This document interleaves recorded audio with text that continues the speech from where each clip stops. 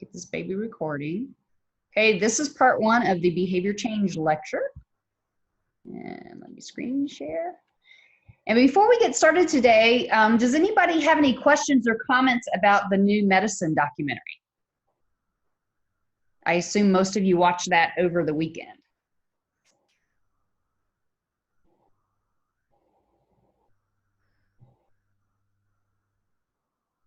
Was any of it new to anybody?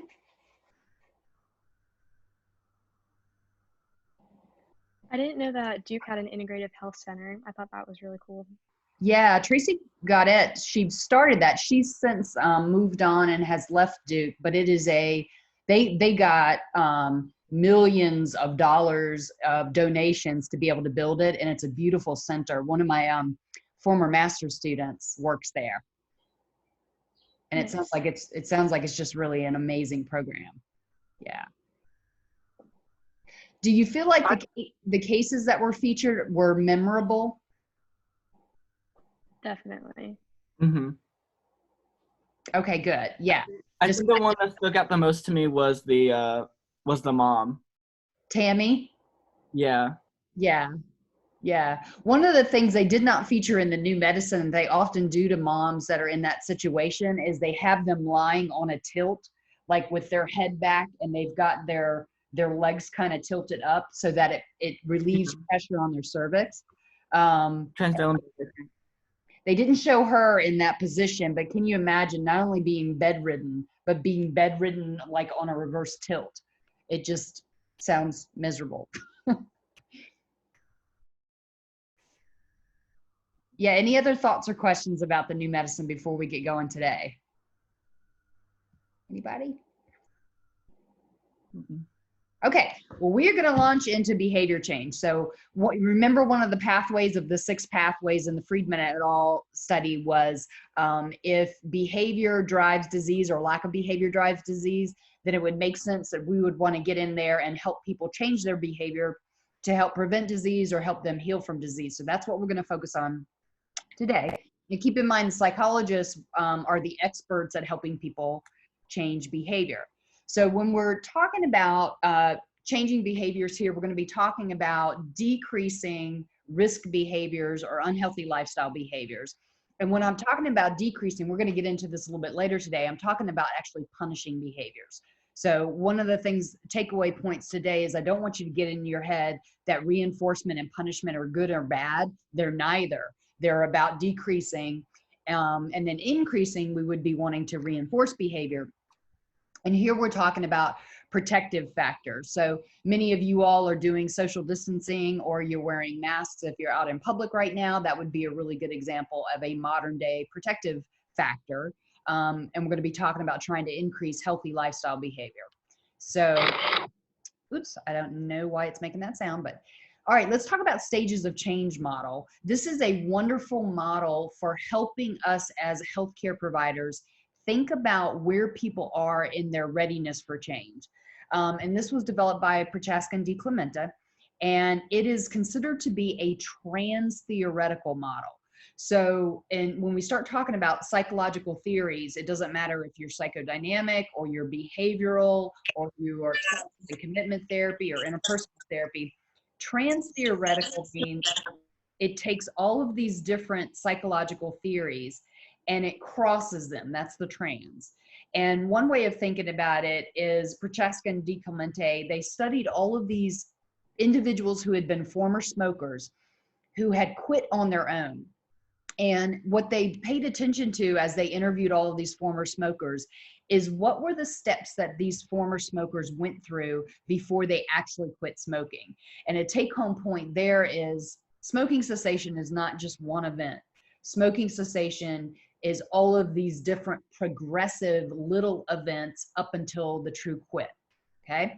And so as they studied these former smokers and they started thinking about these different psychological orientations, do they all boil down to like a couple of handfuls of things that really help people change? And so Prochaska and DiClemente, they developed this model, and it's called either stages of change or trans-theoretical model. And one of the things that they found is I'm going to present to you this model in these linear stages. But what I want you to know is that the linear stages are just written that way because they help us think.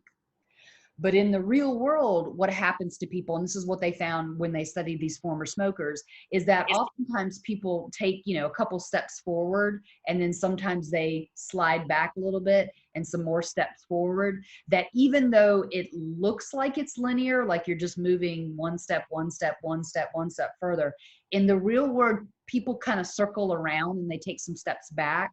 And the take-home point for you all as future healthcare providers is that that's normal. So that if you're working with somebody and you feel like they've made some progress forward, and then you're meeting with them again to help them and you realize that they have slid back, it helps keep us from getting frustrated. If we know that that is a normal part of behavior change, then we can kind of accept that, and we can work with people and not get frustrated ourselves and not get frustrated and upset with them. So any questions so far about, because we're going to launch into these stages. So let's go ahead and do that. So the first stage, it's pre-contemplation. And what that word means is before the thoughts. So even before the thoughts. So if we were going to be working with somebody who's in a pre-contemplation stage of behavior change, they would kind of be like, what, huh? Who, me? Like, what are you talking about? Why are you talking about social distancing? Why are you talking about smoking, having me quit smoking? I haven't even thought about that kind of stuff. And keep in mind that the pre-contemplators can be really, really challenging for a healthcare provider unless you understand stages of change and you know how to go down to a pre-contemplation level, because at this level, you're just trying to get them to entertain thought. That's all you're asking of them. And what we've got to be careful about is that these people can get really easily defensive, and we don't want them getting defensive, okay? We want them engaging with us and continuing in dialogue about their health behavior. So that's pre-contemplation. Contemplation, if we started talking with somebody about a particular behavior, it'd be like, I don't know, I guess I can consider it, or I guess I can think about it.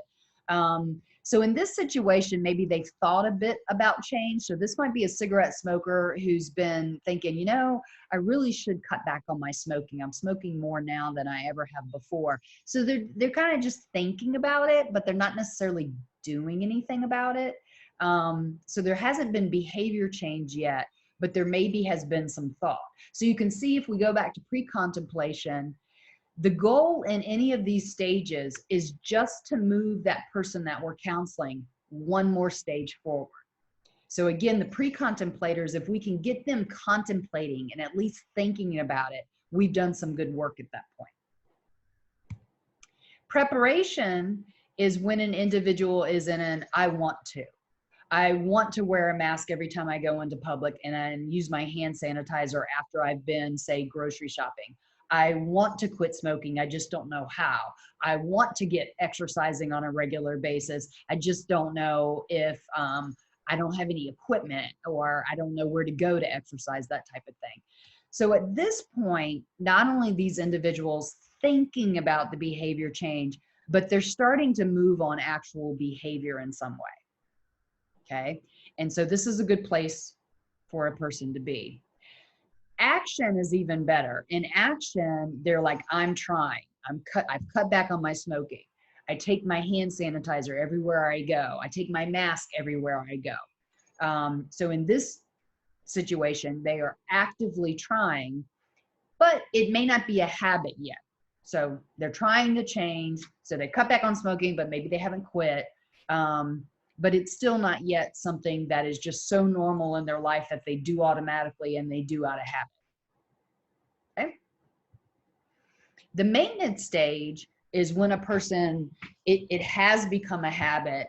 It may even be automatic in their lifestyle. Like, well, the first thing I do after I eat breakfast is I go exercise every morning. That's what I do after breakfast. Or it is just such a habit when I get to the grocery store to put on that mask, go and get my groceries, come out, load them, put the hand sanitizer on. So in maintenance stage, the person even has that identity of it. Like, I am careful during a pandemic. I am an exerciser on a regular basis. I floss my teeth every day. It is a part of who they are. at this point. So back to the model, this looks linear, okay? And it is okay to think about it in a linear way. But again, just know that some clients might move here and then they might step back. They might jump forward a couple of steps and then they might circle back. That all of that is normal so that we don't get frustrated or upset when we're trying to help a person change. But it helps us think about, if a person's right here, what we don't want to be doing, if we've got somebody in front of us who is in pre-contemplation, we do not want to assume they're in action and giving them all these strategies on how to get going on their behavior change, when if you start telling people to go into action when they're down here, they're going to be like, la, la, la, la, la, la, la, la, I don't hear you.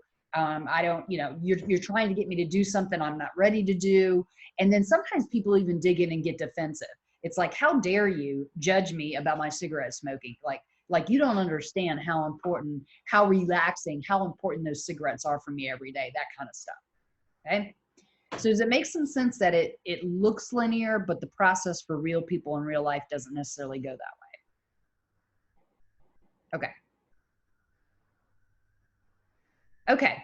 So now the reason why I want you all to know this is that we know that if we tailor interventions, and in tailoring an intervention means we find out what stage that person is for whatever health behavior we're working on, and we go specifically and we do interventions for that particular stage. So an intervention at pre-contemplation looks very different from an intervention at the action stage, for example. And there is a whole body of literature to suggest that tailoring interventions to stages of change works so much better than non-tailoring. Now, I want you all to think about, we're health psychologists and we're counselors and we're healthcare workers oftentimes assume that if somebody's sitting in front of them, like let's say you've had somebody who's had a heart attack and you want to get them exercising, if we assume they're in action and they're not, we're going to lose them. It's going to create frustration. It's going to create havoc in that healthcare provider or patient relationship, and we're going to lose them. The intervention is not going to be effective. So now I want us thinking about what kinds of processes are important to help people move forward. And if you guys have any questions, please unmute, just yell out your question, stop me. And we can pause and we can answer questions as we go. Okay, so back to what works at what stages. So pre-contemplation, they haven't really even thought much about it. Sometimes they're just developmental events in a person's life that get people thinking about their own health behavior. If you recall in the New Medicine documentary, there was a older white gentleman who talked about, he even had a heart attack on an airplane, that he and his wife were going off on their anniversary on an airplane, and his heart stopped and they had to do the defibrillator on the airplane. And then he gets over to the Scripps Center in San Diego into cardiac rehab. And there's somewhere in the interview, when the doctor is interviewing him, he mentioned that his father died at an age of a heart attack. So he had the same kind of cardiovascular disease his dad had, but his dad died at an age and he was about to turn that age in a birthday. And so for him, that was sort of this wake up call of like, whoa, I'm about to turn the birthday where my dad died at that age. And that was sort of like, whoa, you know, like I need to do something about this. For some individuals, turning certain ages, like I know I had a friend that was turning a big 10-year birthday, and had kind of realized that even though he had exercised on a regular basis, he had been gaining weight steadily in his adult life. And it kind of occurred to him on this big 10th birthday, like, okay, if I'm ever going to lose this weight, now's the time. And he did. He changed his lifestyle, really changed his diet. He would do a lot of like buying a whole case of donuts on Sunday to treat himself and eat the whole case of donuts. So he just like stopped a lot of those bad habits on that big 10th birthday, that type of thing. Sometimes in the pre-contemplation stage, there's certain environmental events. All of us have changed our behavior because of this pandemic, as an example. That would be a really good example of our environment has changed dramatically. Everybody's trying to stay safe and not get infected. Imagine you're on a work site where you are allowed to take smoke breaks. The local hospital system, gosh, this was like 10 years ago, but the whole hospital, the 3 hospital campuses went totally smoke free. And they offered smoking cessation classes to their employees because they had a lot of employees who would go outside and smoke during their work breaks. And they were really worried that they were going to lose employees. And I think they only lost 1 employee, but they went smoke free. And what ended up happening is so many of their employees, it actually helped them quit smoking, knowing that they would have to go in and work an 8 to 12 hour shift and they wouldn't be allowed to smoke on campus or even outside on campus. So a lot of people just quit smoking because of that. And then the other thing that really helps people in pre-contemplation is very deliberate but very gentle counseling. And we're going to talk a lot throughout the semester about this intervention called motivational interviewing. And motivational interviewing is a wonderful, gentle way to talk and interview a person that gets them motivated to move towards the next stage of change. And we'll talk more about motivational interviewing. But when I talk about gentle, that's what I'm talking about. So in contemplation, where people are thinking about it, the consciousness raising, Prochaska and DiClemente, they've got a couple hippie terms here, and consciousness raising is one of those. You want to get them thinking. You want them to be more conscientious about their own thoughts and their own behavior patterns, because you want to raise awareness in a way that helps a person understand their own behavior or lack of behavior a little bit more. And so one of the best ways of engaging in consciousness raising is this thing called self-monitoring. And there are a lot of different terms for it. Some people call it like journal keeping, where they keep track of their behavior in a journal. Nowadays, a lot of these, you can get apps for your phone that do self-monitoring. In the olden days, we used to give people these forms that had all these different columns and rows on it. And it would be something like a cigarette smoker who commits to doing self-monitoring. So at this point in time, they might be like, I don't think I want to cut back on my smoking. I don't want to quit at this point, but I'd be willing to keep track of my cigarettes. And so you're like, great. And you would have them, you know, either on their phone app or on a piece of paper, write down the time of day every time they smoke a cigarette. You might have them record what their thought process was right before they lit up their cigarette. So it could be a thought process like, oh, I'm going to die if I don't get a cigarette. You might have them record their mood. Oh, I'm feeling really edgy. I know that the cigarette's going to help calm me down.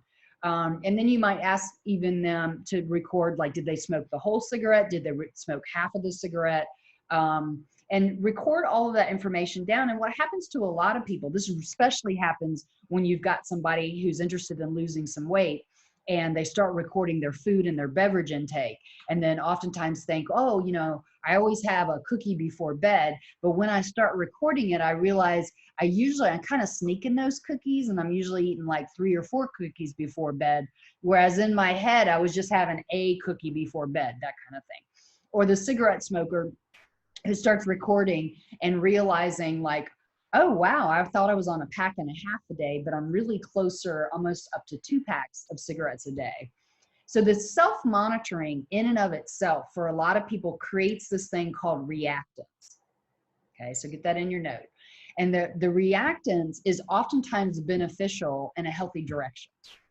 Okay, so just the recording, not with the counselor or the therapist necessarily saying much about it, just the recording for a lot of people gets them moving in the direction of the health behavior change. So that's a really good thing. All right, let me talk about confrontation before I talk about motivational interviewing. Could you explain what a reactant is one more time? Okay, thanks, Daniel. Yeah, reactance is when just the monitoring builds awareness and oftentimes gets people moving in a behavioral direction, in a healthy direction, just because they're reacting against the information, you know? So again, like that thinking, I have 1 cookie before I go to bed, but then realizing it's really 3 cookies before I go to bed. Like, oh, that's a lot of cookies before bed. And then maybe it's like, okay, tonight I promise I'm only going to have 1 cookie before bed. So that reactance would be moving in the healthy direction. Does that make some sense? Okay. Okay, so let's talk about confrontation. If you watch these intervention shows on TV, you would think that the only thing that therapists do at times is confrontation. So the confrontation would be one of those interventions where the therapist, the whole family, the AA sponsor, they get the person together and like, you are an alcoholic. And until you admit you're an alcoholic, and until you admit you're harming everybody else's lives, you're just gonna be a drunk, and that's all you're gonna be. And it's like, I don't know about you all, but I can't imagine if I had some health behavior that I needed to change. And if I had people in my face shaking their finger, kind of yelling at me, calling me labels, telling me I was a bad person, I don't know how effective that would be. And in fact, I've never had that done to me, but just imagining it makes me feel really, really uncomfortable. And I can't imagine it being effective. Every now and then there is a place for confrontation, but so much more, I would say like 99% more often, a motivational interviewing approach is going to be more effective. Okay. So let's take that person with the alcohol problem. The motivational interviewing would look something more like, would it be okay to sit here and talk a little bit about your drinking? Let's say the person is uncomfortable, but they say, yeah, I guess we can. Well, why don't you start and give me a picture of what a typical day and a typical night looks like with your drinking? And let's say they, say, well, I start at 4 o'clock in the afternoon. Well, what do you drink at 4 o'clock in the afternoon? Can you tell me more about that? And it's just like, you're just very gently getting that person talking about it, thinking about it, and there's total non-judgment in the process. And again, we're going to hit this home all throughout the semester when we talk about motivational interviewing. It feels much better to be on the receiving end of somebody who's talking with us and asking us questions and getting us thinking about our own health behavior. It is so much more palatable and so much easier to be on the receiving end. And it's so much more effective therapeutically than a confrontational approach. So any questions about motivational interviewing right now? Okay. Another thing that happens in consciousness raising is when people are seeking information. And so nowadays, certainly the counselor or the healthcare provider can say, would you like more information about that? And if they say yes, then you start giving them the information. Either you talk it out to them, or you get them a brochure, or you point them to a website that has really good educational information. And again, people at this point in time are just trying to gather the information that might be useful for them in thinking more about their behavior change. So the decisional balance piece is where you get somebody kind of weighing out, and you can get them recording this too, weighing out the pros of behavior change versus the cons of behavior change. And this is where, as counselors, we get them thinking more, we get them contemplating more. But then sometimes this is a place where we can actually do some sneaky but effective interventions. So let's say I'm working with a person who's doing pros and cons of quitting smoking. And let's say they are like, well, my medical doctor says I really need to quit smoking because I'm at risk for a heart attack or stroke. My wife really wants me to quit smoking. She quit smoking years ago, and she's been nagging me ever since about the smoking. So I guess for health reasons and for social reasons, it probably would be a good idea if I quit smoking. And then let's say I say, can you think of any other reasons? And they're like, nah, really just the health and the social. It would be nice to have my mom, my wife, lay off of me and stop nagging me. And let's say they haven't brought up the financial part. That might be where, as a healthcare provider, I go, well, how much money do you spend on cigarettes a week? And then you could do a little bit of math. They could tell you, oh, I spend this much a week. And it's like, wow, that's this much money a year. Do you have any other ways that you think you might want to spend that money if you were able to quit smoking and save money because you're not buying cigarettes anymore? So you just kind of like plant the seed. Does that make some sense? And as soon as you can get that pro list to tilt in that decisional balance, where the cons start to look like just a very small list and the pros start to look like a really long list, and then you keep reviewing it with them. So you've said health reasons, you've said social reasons, your wife would quit nagging you, and now we've even talked about the financial benefits of quitting smoking. Can you think of anything else? Okay. And so you just kind of keep building that pro list and helping them with that. And then you help them tilt. And when they really tilt, then they start to move into the next stage. Okay. Another thing that we can do at times is values clarification. At the very end of this behavior change lecture, I'm going to cover acceptance and commitment therapy. And having people think about their values and clarifying their values can be very helpful at getting people moving in behavior change.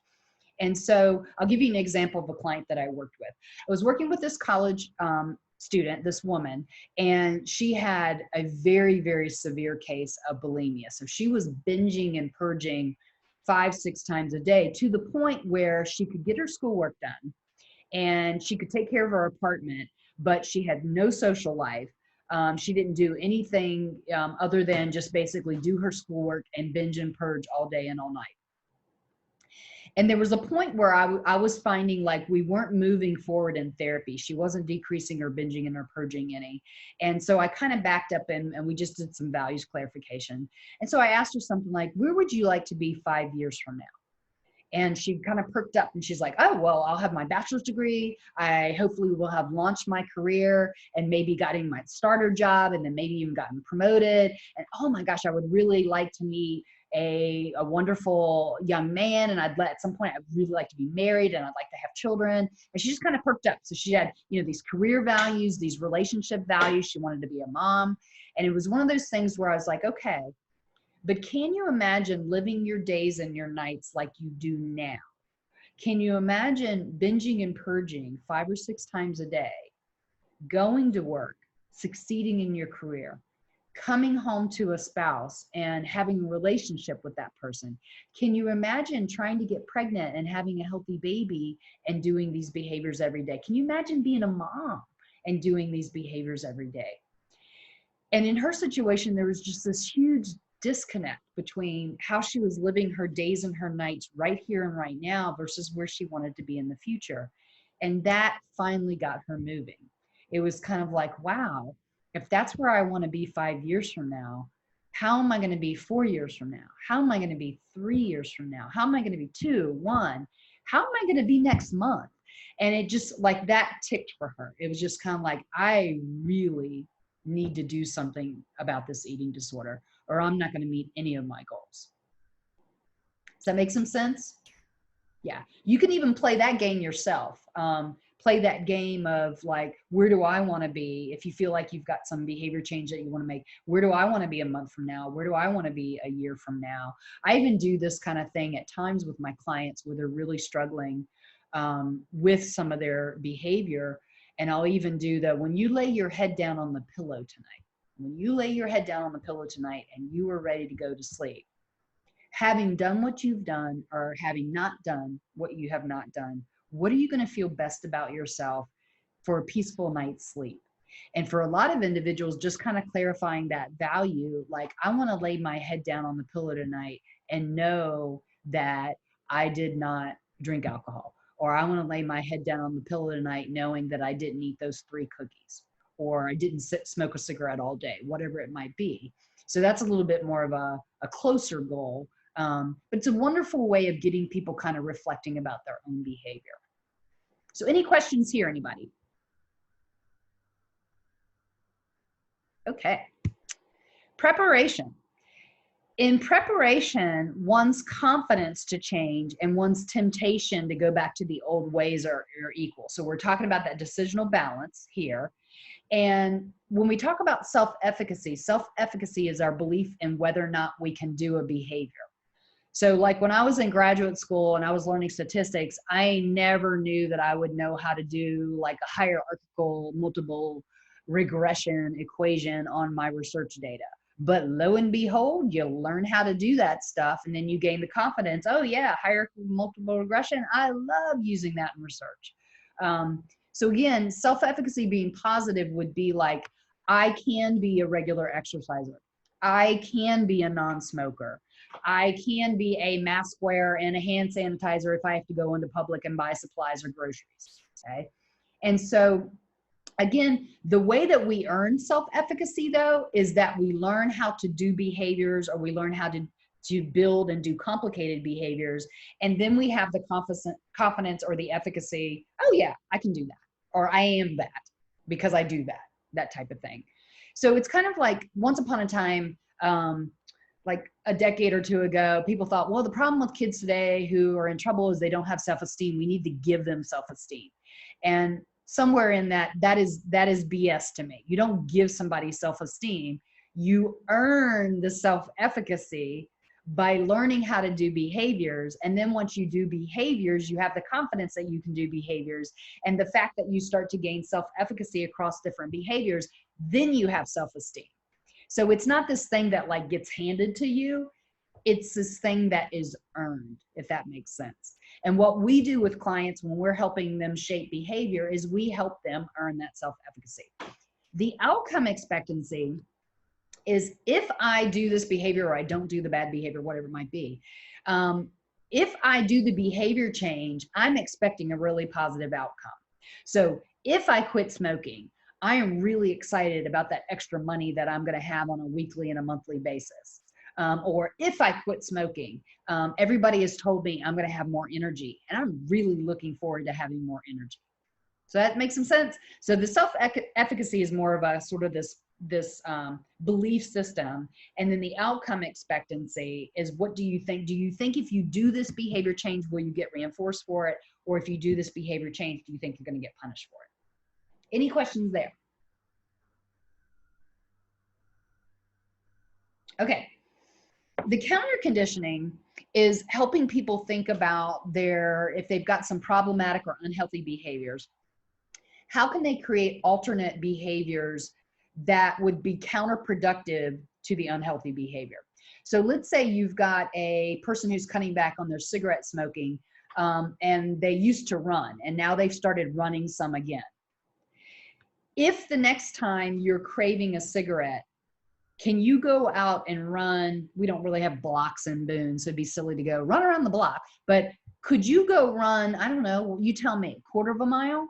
So you decide, okay, next time I'm craving a cigarette, I'm going to go run a quarter of a mile. And then after you've run a quarter of a mile, if you still want a cigarette, feel free, light up. But what do you think is going to happen after that person's run a quarter of a mile? Yeah, I mean, they're not going to want that cigarette at that point, right? I've never been a cigarette smoker, but I can't imagine wanting to light up a cigarette after running, as an example. Okay, another one I had where I was working with this young woman who was really struggling with binge eating. And there were all these cues in her house to kind of start the binge. She would keep the ice cream in the freezer. She would keep frozen pizza. She had a bunch of takeout orders where people would deliver food to her. So her house was full of all of these risk factors for binge eating. And we tried to whittle away, like stop buying the quart of ice cream and bring it into the house. So trying to remove those triggers for the binges. But then when I finally sat her down, I was like, okay, tell me a situation where you could be in your apartment where you would absolutely not want to put a morsel of food in your mouth. And it took her a little bit of a while, but she came up with it. She did it. For you Seinfeld friends, Seinfeld fans, this is a George Costanza maneuver, because George apparently would take all of his clothes off when he would go use the bathroom. But anyways, that's what she came up with. She's like, okay, I get butt naked and I sit on the toilet in my nakedness. It's like, okay, yeah, I guess you would not want to eat when you're butt naked sitting on the toilet, would you? I know people that take drinks, and I don't even understand that. It's like, get in there, get out, do your thing. You know, it doesn't need to involve any kind of consuming of food or beverages. But that was her alternate behavior, and it worked. So when she would be feeling like, I just want to start eating, and I just want to keep eating, she'd just take her clothes off, sit on the toilet, and that would buy her time. It would buy her time. And then she'd be like, okay, I'm safe here. What am I going to do when I go get my clothes back on and I get moving in my evening? And it would help her think, okay, here's what I'm going to do. Here's what I'm going to do to make sure that she doesn't go and start putting food in her mouth. Any questions about any of this? Would it be okay for the person that, like, let's say they did that behavior that's supposed to stop them from doing the first one, like after the fact, they just do the first behavior anyway, like, is that still alternate behaviors, or like that's something completely different? You're just finding something to replace it. Okay. You're just finding behavior where you couldn't do the two things at the same time. So Okay. can you imagine like trying to run and smoke at the same time? Oh Or no. again, I think most of you can relate to sitting on the toilet not wanting to put food in your mouth. Yeah. Right? Yeah. Yeah. So and we do the same kind of thing. Like if we're working, well, there's a bunch of different interventions that we do when somebody's suicidal. But one of the interventions is to have that person go sit somewhere in a public place. So it could be a public park bench. It could be at times even going to a bar and ordering a soda, but just sitting in a public place where they know they're not going to do anything impulsive because they're just people around. There are people who would be observing them if they did anything outrageous. Okay. Make some sense? Okay. And then the last thing I want to say down here, and we will spend some more time on this this semester, is that if so frequently anxiety, out of control anxiety, is controlling people's behavior instead of them controlling their own behavior. And so frequently we have to get in there and see if anxiety is a problem, then treating the anxiety, either using a desensitization process, using an exposure process, using a relaxation process. There's all kinds of different things that we can do to target anxiety. But if anxiety is the barrier that's getting in the way, then we want to treat that. So an example would be somebody, anytime they get anxious, upset, or frustrated, they light up a cigarette as their self-medication for that negative feeling. There is so much more that we could do to help them treat that anxiety or that stress or that emotion of feeling frustrated than using a cigarette to do that. Okay, questions here for preparation. All right.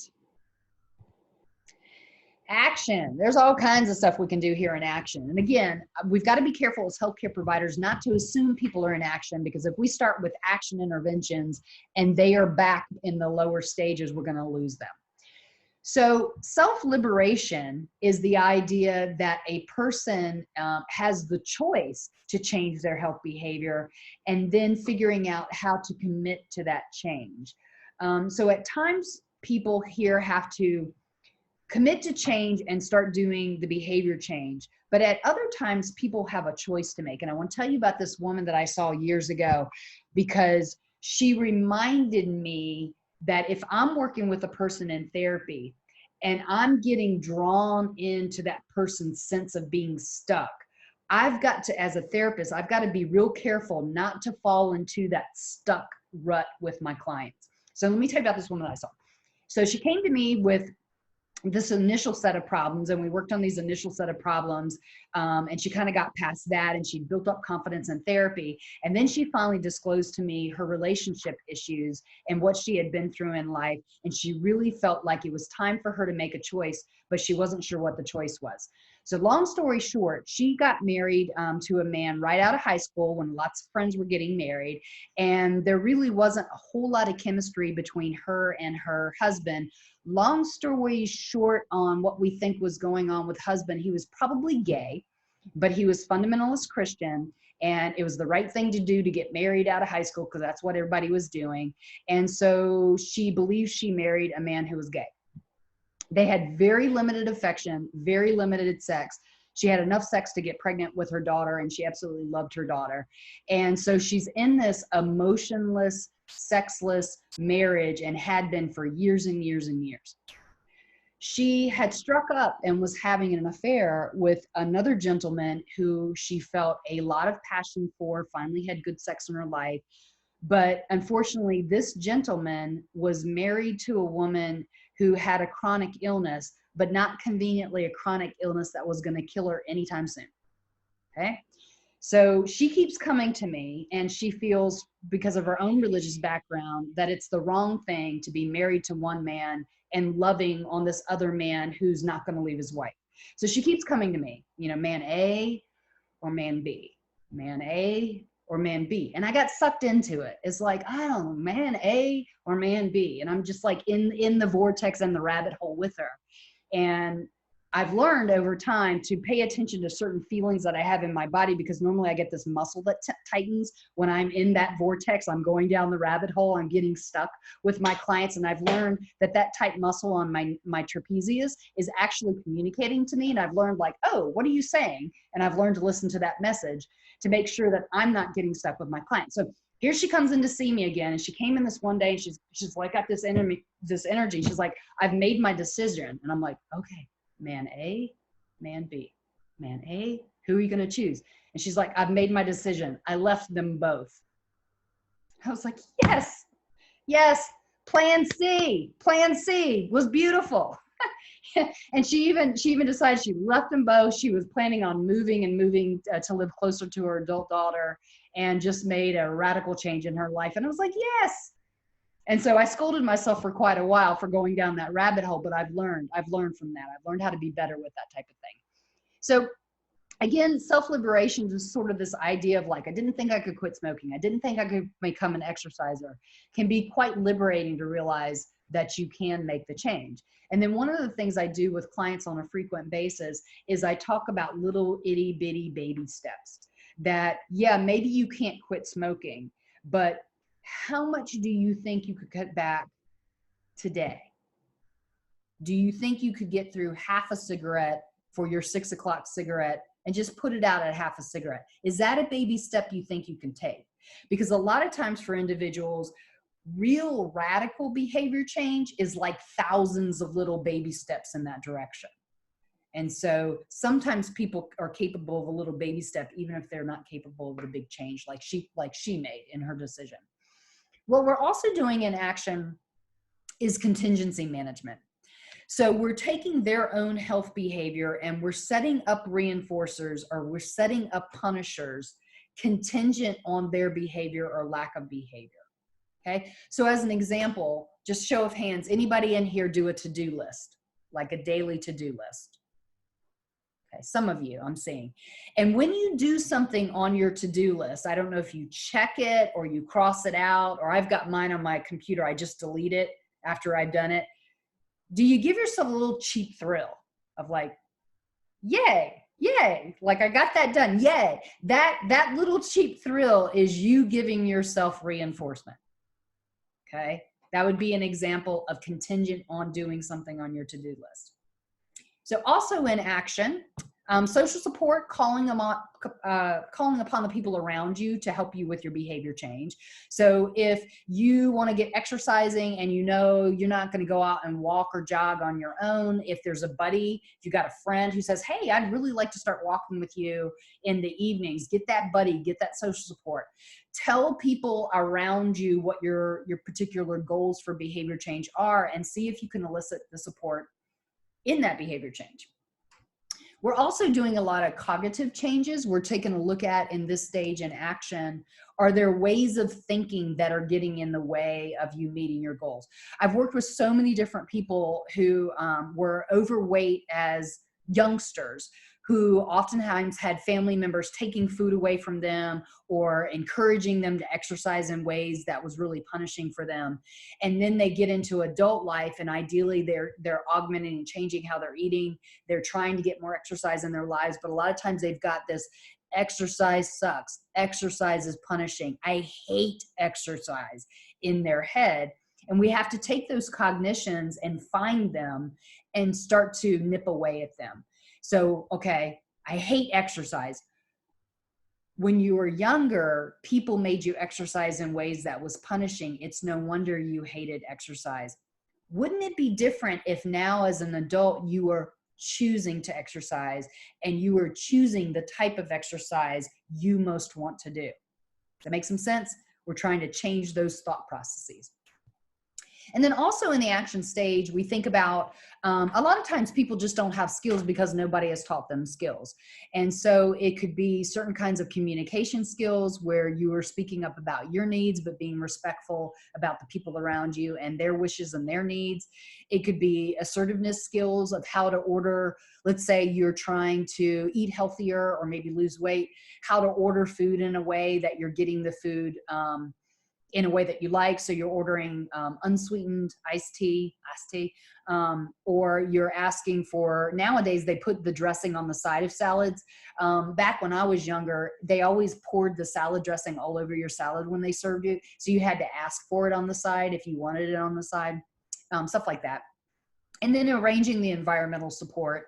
Example would be, I had a client who really wanted to walk after work, but she would oftentimes go home after work and walk into her house, and the kids were like, "Mommy, we're hungry, when's dinner?" And she would see the dirty laundry and she'd start laundry, and she'd end up like cooking dinner, taking care of the family, doing the laundry, whatever, and then she wouldn't get her exercise in. So one of the things that she did for stimulus control and arranging the environmental support is she put her walking shoes in the passenger side of her car, and she went right by the greenway on her way home. She'd get off work, she would see those shoes, she would go by the greenway, stop at the greenway, put the shoes on, do her walking, get her exercise in, and then go home and take care of her family. Okay, so that would be an example of environmental support. So any questions about action? Okay, keep plugging along here.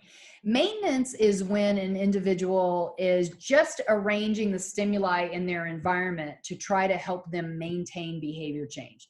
So if you've been trying to floss your teeth on a daily basis, making sure that if you're running low on the dental floss, it's on your grocery list to get more. If you are trying to cut back on cookie eating, and in your kitchen, you've got this big glass jar full of cookies, chocolate chip, they're my favorite, the gooey ones, not the crunchy kind. If like that, if you can see all those gooey chocolate chip cookies in there, it's going to be so easy to be like, it's calling my name, Denise, eat me, kind of thing. Get rid of that. Get rid of it. Okay. If you're trying to cut back on eating too many cookies a day, get rid of the cookies in your house, and definitely don't have them on display, you know, through a transparent case in your kitchen, kind of thing. And then relapse prevention is the idea that once a person has fully changed their behavior, how to prevent them from sliding back and having a whole relapse. And so we've got, have you all heard that term, when you fall off the wagon? A lot of times we mean like it's somebody who had been a heavy drinker and then they got sober and then they fell off the wagon and they're back to drinking the alcohol again. That, I love these sayings. I'm tracking down where they come from. This actually comes from the Old West. And where they didn't have wells in certain places in the desert in the Old West. So they would actually bring a wagon full of water from somewhere else. They would bring the water wagon in to these Old West towns when they couldn't have wells.